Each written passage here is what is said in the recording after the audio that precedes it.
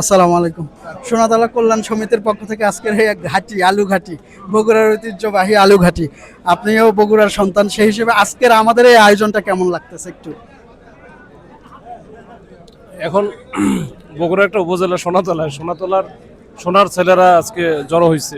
তো সবই তো দেখতে মানে এত পরিমাণ লোকজন একটা উপজেলায় ওই সমিতি উপলক্ষে আসে এবং আলুঘাটির প্রোগ্রাম, এটা অন্যান্য জেলায় খুব কম দেখা যায়, কিন্তু মানে অন্যান্য উপজেলায়, আমাদের উপজেলায় তো ওইরকম নাই বলেই চলে।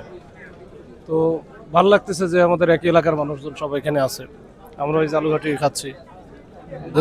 আজকে কেমন স্বাদ হয়েছে? অন্যান্য না, ভালো হয়েছে, অনেক ভালো হয়েছে। শুকরিয়া শুকরিয়া।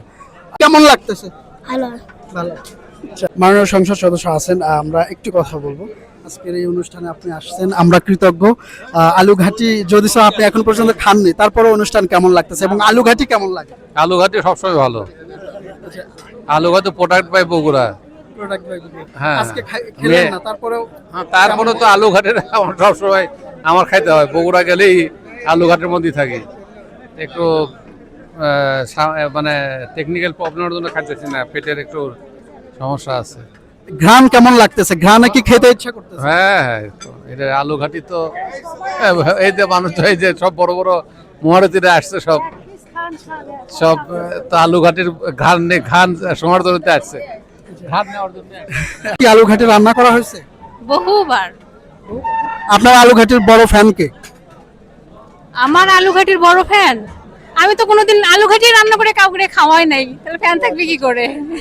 আপনি খাইছেন বহুবার, কিন্তু রান্না করে মানে কখনো করা হয়নি। করেছে আমার শাশুড়ি, রান্না করেছে, তাদেরটা খেয়েছি। আজকে আপনাদের আয়োজনে আজকে খাবো। এমনিতে কেমন লাগতেছে, মানে কেমন স্বাদ হতে পারে? দেখে তো মনে হচ্ছে ভালোই লাগবে। আচ্ছা, ঠিক আছে, টেস্ট করেন। ঠিক আছে, অসংখ্য ধন্যবাদ। এই সাইডেও আছে, এই সাইডে অনেকজন আছে। আমরা আস্তে আস্তে দেখি একটু। সব মিলিয়ে খাবার কেমন ছিল? আছে আলহামদুলিল্লাহ, অনেক ভালো হয়েছে। ভালো ছিল। হ্যাঁ, অনেক ভালো হয়েছে। ঠিক আছে, শুকরিয়া। ভাই আলহামদুলিল্লাহ, আলহামদুলিল্লাহ। আচ্ছা, আপনি অনেক বড় প্লেট পাই। আজকে এসে কেমন লাগতেছে আপনার? একটু অবশ্যই ভালো লাগছে। দেশের লোক ভালো লাগবে না? সনাতনার লোক আর সারি কেন্দ্রের লোকের কি আজকে খেয়েছেন? সব আমি খেয়েছি। একটু অবশ্যই খেয়েছি না, একটু আগে খেয়ে আলু ঘাটি কি কখনো এর আগে খাওয়া হয়েছে? অবশ্যই বগুড়ার লোক আলু ঘাটি খাবো না? আপনি কি আলু ঘাটি বানাতে পারেন? অবশ্যই পারবো না কেন? রান্না করা পাবো না? মহিলা মানুষ, আমরা সব পারি। আর তারপরে আজকে কেমন লাগতেছে সব মিলে? হ্যাঁ, ভালো, সুন্দর, অনেক সুন্দর। ধন্যবাদ। এই উপজেলা কল্যাণ সমিতির পক্ষ থেকে আলু ঘাটিটা কেমন ছিল? আলু ঘাটি তো খাচ্ছি, ভালো লাগতেছে এখন পর্যন্ত। তো খাওয়া শেষে যখন মঞ্চে যে বক্তব্য দিব, তখন পরিপূর্ণ মানে মন্তব্য করবো আর কি। ঠিক আছে, তবে সবকিছু মিলে উপস্থিতি সবকিছু খুব সুন্দর, সৌহার্দ্যপূর্ণ পরিবেশ, ভালো লাগতেছে। ধন্যবাদ। আপনার কাছে আজকে কেমন লাগতেছে? না, এটা উৎসবমুখর পরিবেশে হচ্ছে এবং আমরা সবাইকে একত্রে পেয়েছি, এজন্য অনেক ভালো লাগতেছে। ধন্যবাদ। এখানে আমি ঠেলে আসতেছি, এখানে অনেকে সিরিয়ালে এসে দাঁড়াচ্ছে, তাদের কাছ থেকে একটু শুনি যে আলু ঘাটি খাবে। কেমন লাগতেছে ভাই? অনেক ভালো।